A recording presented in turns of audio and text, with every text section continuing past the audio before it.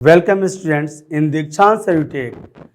स्वागत है दीक्षांत एडुटेक के प्लेटफॉर्म पर। छात्रों, वर्ग 8 के हिंदी विषय में पाठ सच्ची वीरता, जिसके लेखक हैं सरदार पूर्ण सिंह। कहानी दो पार्ट में विभाजित की गई है, क्योंकि यह कहानी बड़ी कहानी है। आप जानते ही हैं कि पहला पार्ट आप लोग पढ़ चुके हैं, फिर भी मैं एक बार रिकैप करता हूँ पिछले पार्ट के पिछले गद्यांश का। छात्रों, सच्चे वीर की पहचान कराते हुए लेखक पूर्ण सिंह जी कहते हैं कि सच्चा वीर कौन है। सच्चा वीर वह है जो निडर रहता है, वह है जो परोपकारी होता है। सच्चा वीर वह है जो दूसरे के दिलों पर राज करता है, अपने प्रजातंत्र के दिलों पर राज करता है। यूं कहें तो एक राजा की परिभाषा को परिभाषित करते हुए उन्होंने दिखाया कि अर्थ प्रथम बल राज का, दूजा सेना शक्ति। एक राजा का प्रथम बल जो होता है वह अर्थ होता है, धन, आसबाब, दौलत। दूजा उसका जो बल होता है वो सेना शक्ति होती है। उसके सैनिक अगर मजबूत हैं, उनके इरादे मजबूत हैं, तो वह राजा का बल होता है। अर्थ प्रथम बल राज का, दूजा सेना शक्ति, तीजा बल सुख प्रजा का। और प्रजा अगर सुखमय जीवन व्यतीत कर रही है तो यह राजा का बल है। और चौथा सेवक भक्ति, और तब चौथा यह बल होता है कि राजा स्वयं को कभी भी राजा न माने, वह स्वयं को सेवक माने। वह राजा की परिभाषा अर्थात सरदार नहीं चौकीदार हूं, यह होता है। इस पाठ के अंतर्गत लेखक ने बताया है कि एक गुलाम कैदी था जो बादशाह के कहने पर कि तुम्हें मैं जान से मार सकता हूँ, इतनी मेरी क्षमता है, तुम क्या कर सकते हो। उसने कहा कि मैं फिर भी तुम्हारी अधीनता स्वीकार नहीं करूँगा।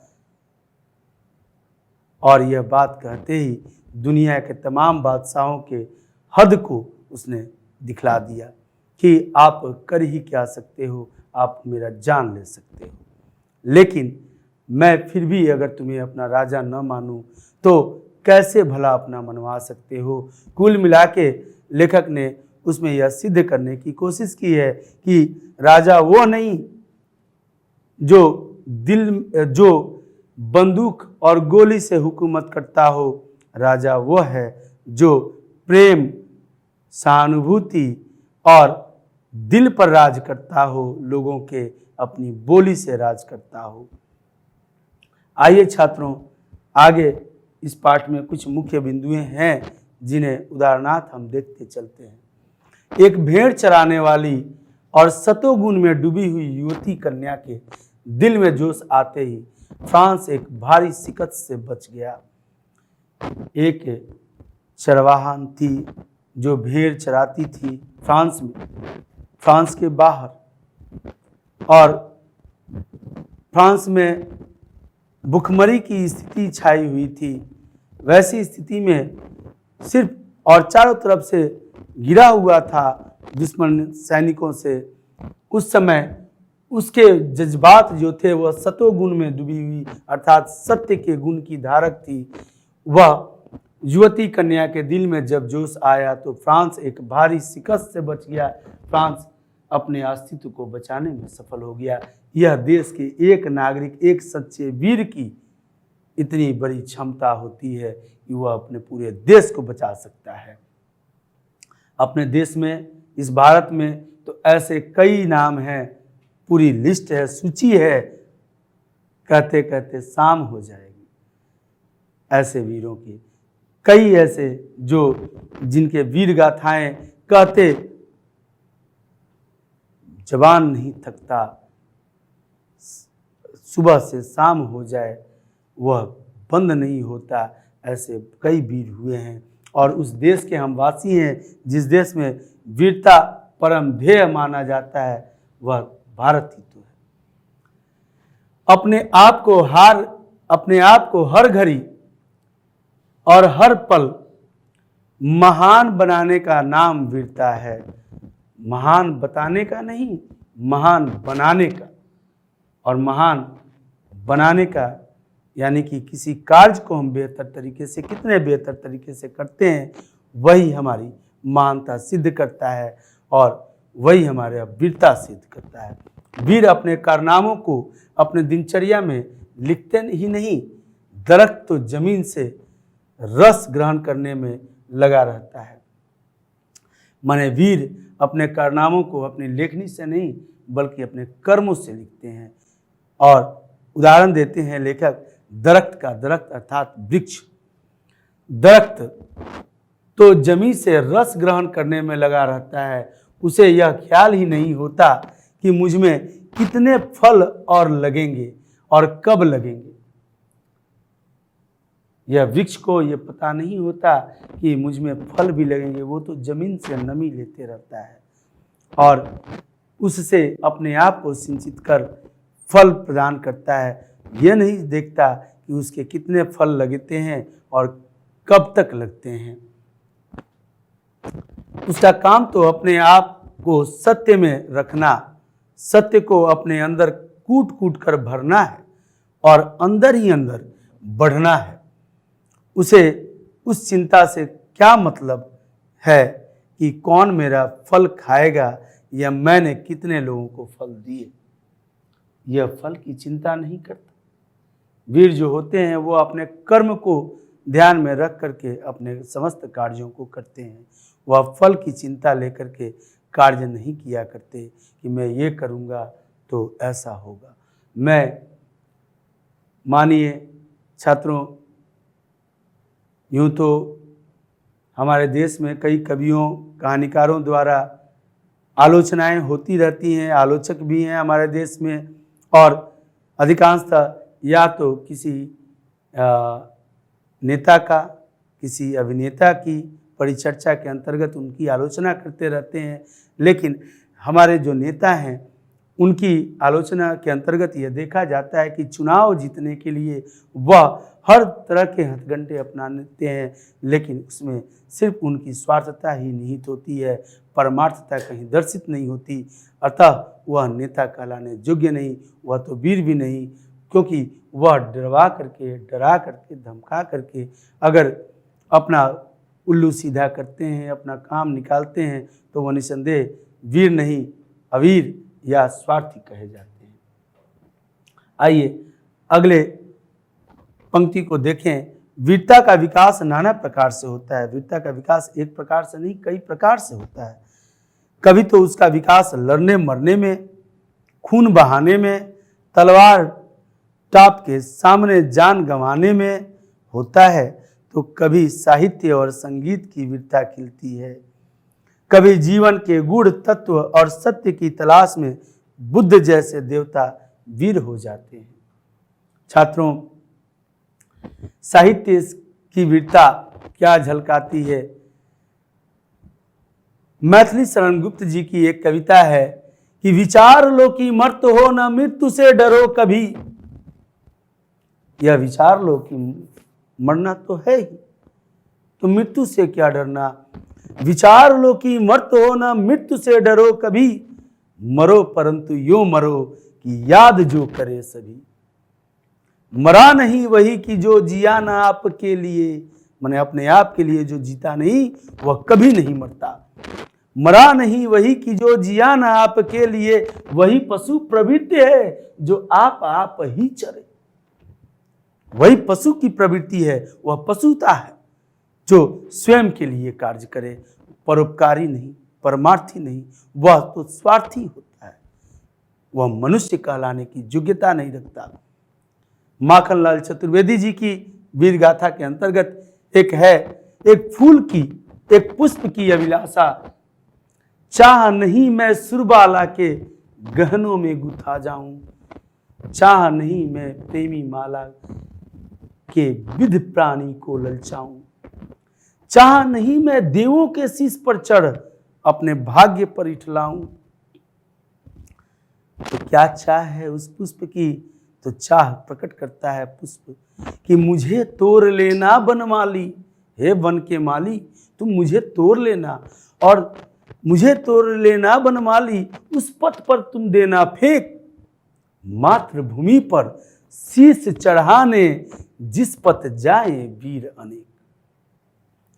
जिस पथ से होकर गुजरते हैं वो वीर जो अपनी मातृभूमि की रक्षा के लिए अपने प्राणों की बलिदानी देने जा रहे हो, उनके पथ पर फेंक देना, तनिक उनके पांव से कुचल कर मैं अपने आप को परमार्थी मान लूंगा। मैं अगर उनके पांव किसी कारण से नंगे हैं तो उन्हें थोड़ी शीतलता प्रदान करते मुझे खुशी होगी। मुझे यह चाह नहीं कि मैं किसी के गले में पड़ के उतराऊं, देवों के सिर पर चढ़ के उतराऊं। ये वास्तव में वीरता की पहचान उससे होती है।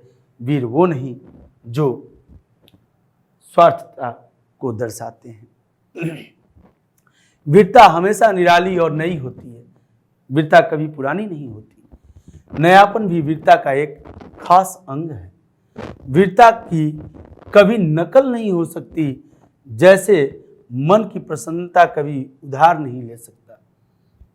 मन की प्रसन्नता यह न बाजार में बिकती है और न ही उधार ली जा सकती है किसी से। मन की प्रसन्नता तो प्राकृतिक होती है जो स्वयं की संतुष्टि से प्राप्त होती है, और निसंदेह एक मनुष्य के कर्म ही उसे संतुष्टि प्रदान कर सकते हैं, अन्यथा इस धरा पर कोई और अन्य नहीं जो उसकी संतुष्टि को प्रदान कर सके, उसे संतुष्ट कर सके।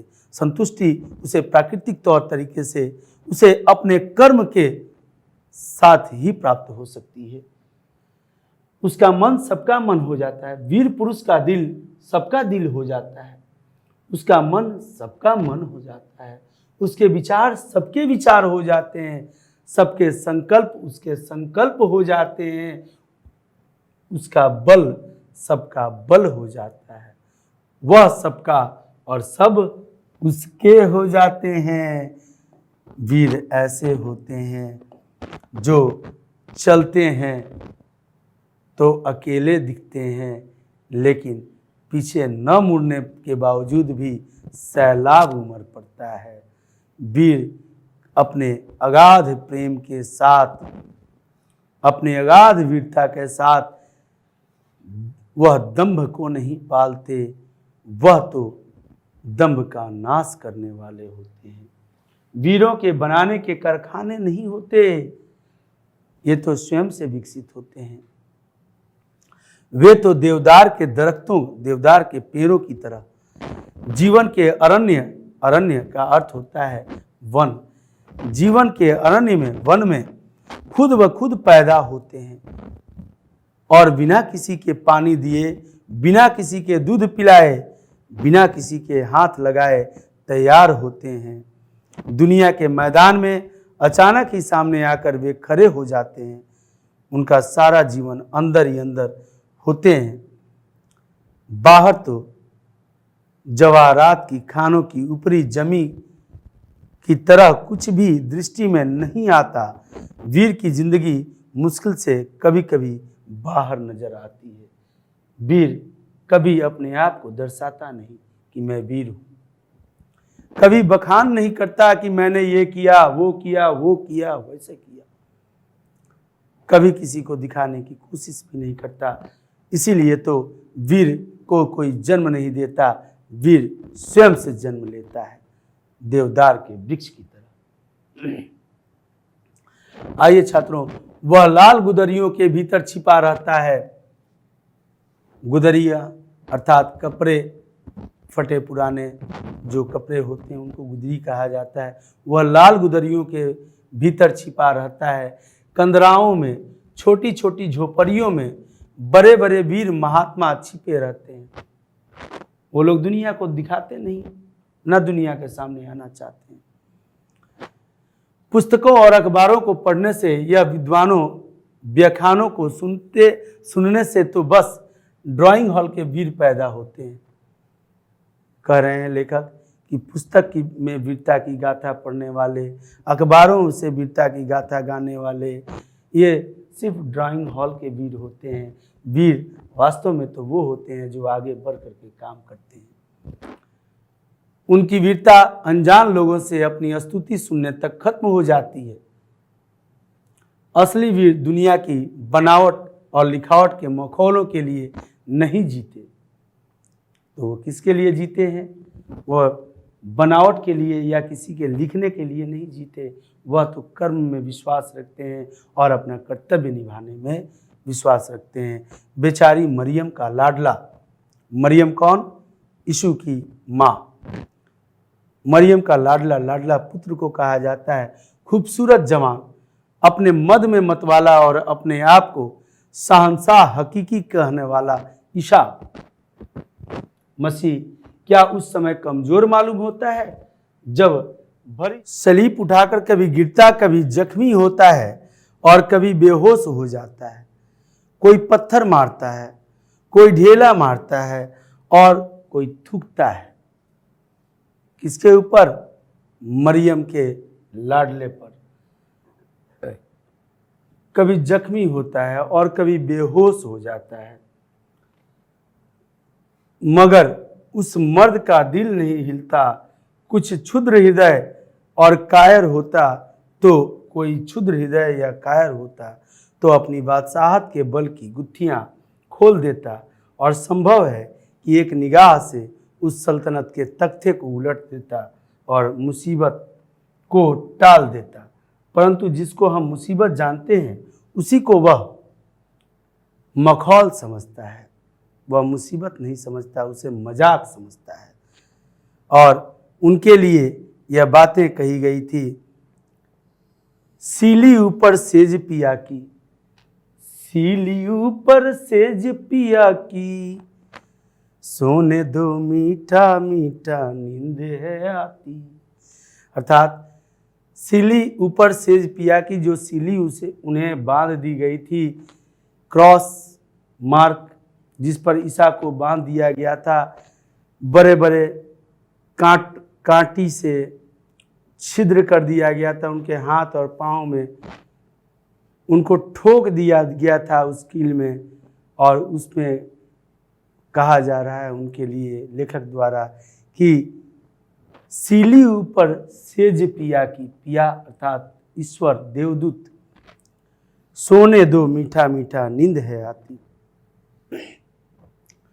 अमर ईसा को भला दुनिया के विषय विकार में गर्क लोग क्या समझ सकते हैं? गर्क अर्थात गिरे हुए जो लोग हैं, जो नीच किस्म के लोग हैं, वो उनकी महानता नहीं समझ सकते।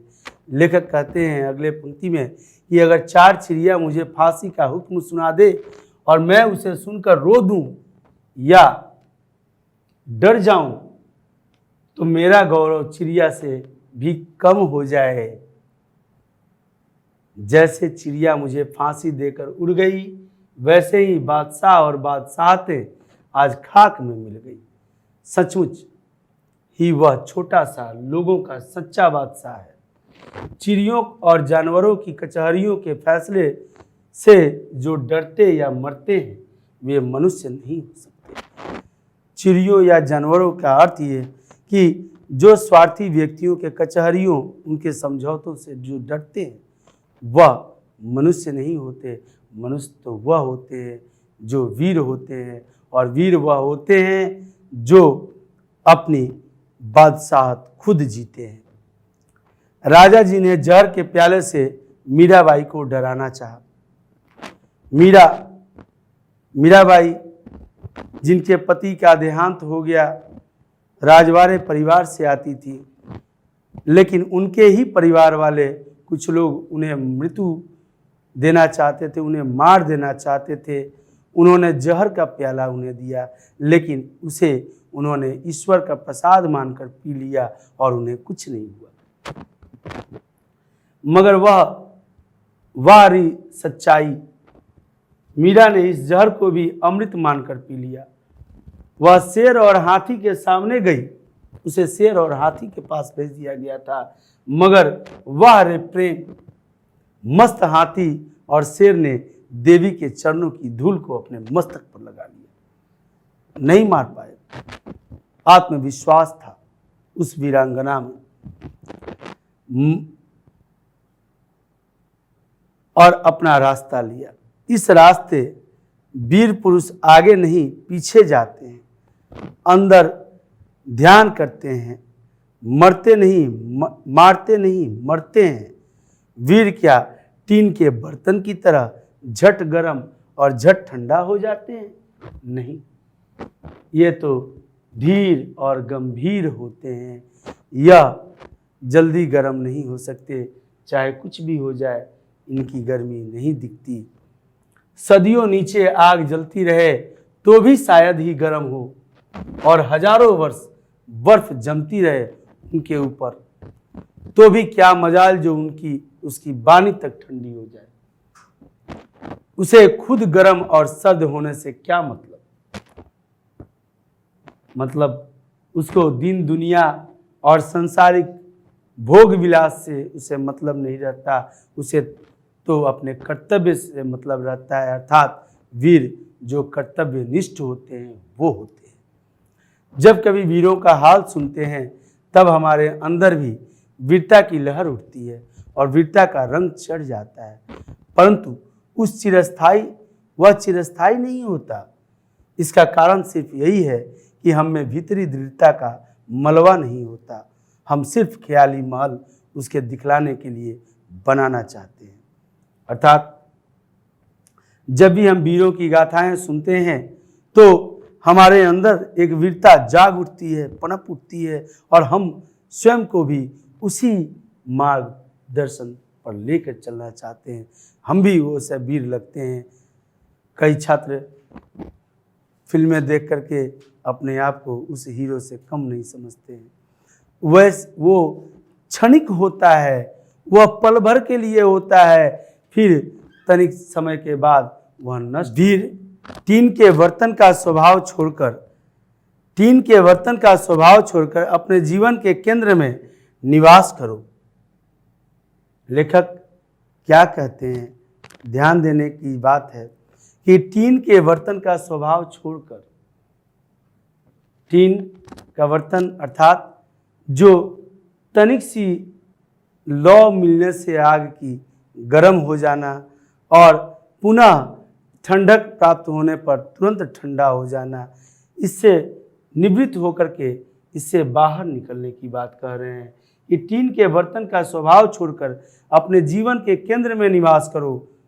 जीवन का केंद्र अर्थात अपने हृदय में निवास करो और सच्चाई की चट्टान पर दृढ़ता से खड़े हो जाओ। अपनी जिंदगी किसी और के हवाले करो ताकि जिंदगी को बचाने की कोशिशों में समय जाया ना हो सके। अर्थात अपनी जिंदगी के बारे में स्वयं न सोचकर दूसरों के बारे में सोचने में अपना कर्तव्य करना चाहिए, ताकि और जब आप इस तरह से कर्तव्य करने लगेंगे, जब परमार्थ और परोपकार की भावना लेकर के कार्य करने लगते हैं तो देखा जाता है आपके शुभ चिंतक बहुत ही हो जाते हैं। जैसे बाहर ये देखिए, ये गुरु नानक जी हैं, गुरु नानक देव, कबीर दास जी, ये लोग स्वयं के बारे में कभी नहीं सोचे। ये तो परमार्थता की परिचय पहचान बन गए। बाहर की सतह को छोड़कर जीवन के अंदर की तहों में घुस जाओ, तब नए रंग खुलेंगे। नफरत और द्वेष दृष्टि छोड़ो, अर्थात नफरत के दृष्टि से किसी को न देखें, द्वेष की भावना उत्पन्न न करें और द्वेष की भावना से कोई कार्य न करें। नफरत और द्वेष की दृष्टि छोड़ो, रोना छूट जाएगा। यानी जो जीवन में लगातार रोने वाली बात होती है, मैं तो ये नहीं कर पा रहा हूँ, मुझसे ये नहीं हो रहा है, ये सब नहीं हो पाएगा, ये सब छूट जाएगा।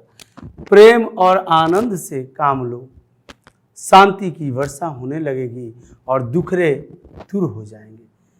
जो भी काम करें प्रेम से करें, आनंद से करें, काम को कार्य के हिसाब से करें, उसके तरीके से करें। निसंदेह कभी भी रोने वाली बात नहीं होगी, सदैव ही आप अपने आप में हंसते रहेंगे। एक प्राकृतिक मुस्कुराहट आपका इंतजार कर रही है। जीवन के तत्व का अनुभव करके चुप हो जाओ, धीर और गंभीर हो जाओगे। अर्थात धीर और गंभीर बनने की क्या तरीके हैं? तो जीवन के तत्व का अनुभव करके शांत हो जाना चाहिए और धीर गंभीर हो जाना चाहिए। धीर गंभीर तभी हम बन सकते हैं जब जीवन के मूल तत्वों के बारे में हम जान लें। वीरों की, फकीरों की, पीरों की यह कूक है। कूक अर्थात उनका ही ये कहा गया कथन है, हटो पीछे, अब अपने अंदर जाओ। यानी दुनिया को बाहर के दृष्टिकोण से नहीं, अपने स्वयं को पहचानने की दृष्टिकोण अपनाने की बात कही जा रही है। अपने आप को देखो, दुनिया और की और हो जाएगी। अपनी आत्मिक उन्नति करो। कबीरदास जी की एक वाणी है, एक साखी है। क्या है कि जब मैं था तब हरि नहीं, जब हरि मिले तो मैं नाही, सब अधियारा मिट गया जब दीपक देखिया माही। अर्थात मैं, अर्थात अहम, अहंकार जो जब तक हमारे अंदर रहेगा तब तक कल्याण निसंदेह हो नहीं सकता। अहंकार से दूर हटो, अहंकार की प्रवृत्ति को छोड़ना, अहंकार छूट जाएगा। अहम की भावना कि मैं, मुझे पहचानने की भावना हो, मैं अपने अंदर झांकूं।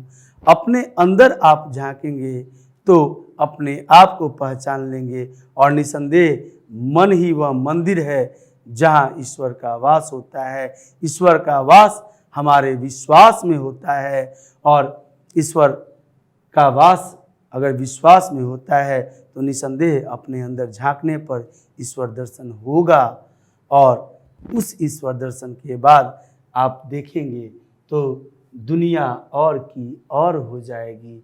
अपनी आत्मिक उन्नति करना चाहिए और तब हमारा आत्मिक उन्नति होता है।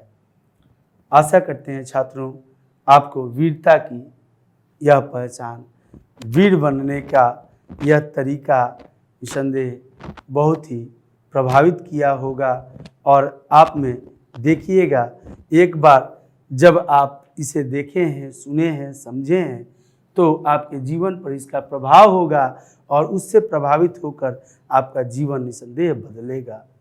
इसे अपने जीवन में उतारना चाहिए। इसे अपने जीवन के उन सभी मूल्यों पर आधारभूत इकाई के तरह रखना चाहिए जिससे हमारा जीवन सफल और सुफल हो जाए। जब सफल होगा तो निसंदेह सुफल भी होगा। हम सांसारिक भोग विलासों को छोड़ करके आध्यात्मिक, अथवा अध्यात्म कहता क्या है? अध्यात्म यही कहता है कि परोपकार करो। चाहे आप जिस धर्म के अंतर्गत देखें, यही बातें आती हैं कि दूसरों का सहयोग, सेवा, सत्कार की भावना लिए हुए दुनिया में परोपकार करो। तरुवर फल नहीं खाते है, सरुवर पियत न पान। कही रहीम संपत्ति सचै जात सुजान। संपत्ति का संचय सुजान व्यक्ति दूसरे के हित के लिए करते हैं। जिस प्रकार से तरवर अर्थात वृक्ष अपना फल स्वयं नहीं खाता, वृक्ष की डालियां झुक जाती हैं फलदायक वृक्षों की, और हम उस पर ईंट चला के मारते हैं। आम तोड़ने के लिए कई लोग ईंट मारते हैं। ईंट मारने से उसकी टहनियाँ घायल हो जाती हैं, वह घायल हो जाता है पूर्णतया, फिर भी मीठे फल देता है खाने को। वीर तो ऐसे होते हैं जो सदैव ही दूसरों का उपकार चाहते हैं, चाहे उनके ऊपर जितना ही उनका तिरस्कार क्यों न हो। दुनिया से, समाज से वह उपकार ही सदैव चाहते हैं, वह तिरस्कार नहीं चाहते, क्योंकि उनके हृदय में द्वेष, ईर्ष्या की भावना नहीं होती। वह तो स्वयं को पहचानते हैं, वह इन छोटी छोटी बातों में अपने आप को विलक नहीं करते। आशा करते हैं छात्रों, आप लोगों को यह वीडियो बहुत अच्छा लगा होगा और आप वीरता के इस पाठ को पढ़ करके स्वयं में वीरता का अनुभव करते हुए वीर बनने के तरफ अग्रसर होंगे, यह विश्वास है मन में। अगर एक शिक्षक अपने छात्रों पर इतना विश्वास न करे तो किसके ऊपर करे। आपका दिन मंगलमय हो। धन्यवाद।